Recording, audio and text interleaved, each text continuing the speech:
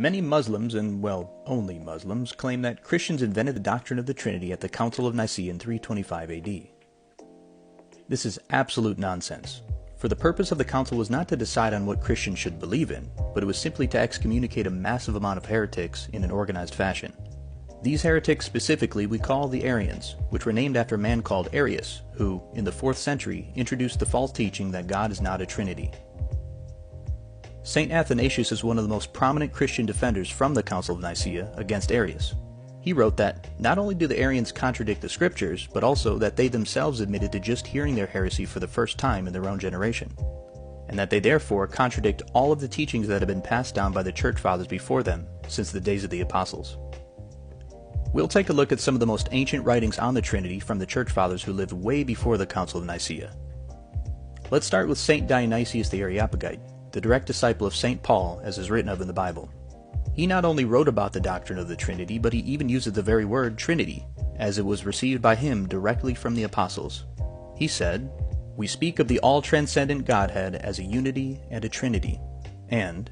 let us begin with an invocation of the Trinity, the which, as it surpasses goodness and is the source of all goodness, reveals all its own good providences conjoined together." One of the most ancient divine worship services, titled the Liturgy of the Blessed Apostles, was composed by Saint Thaddeus, one of the 70 apostles of Christ, and the direct disciple of Saint Thomas. It says, "Adored, glorified, praised, celebrated, exalted, and blessed in heaven and on earth be the adorable and glorious name of the ever-glorious Trinity, the Lord of all."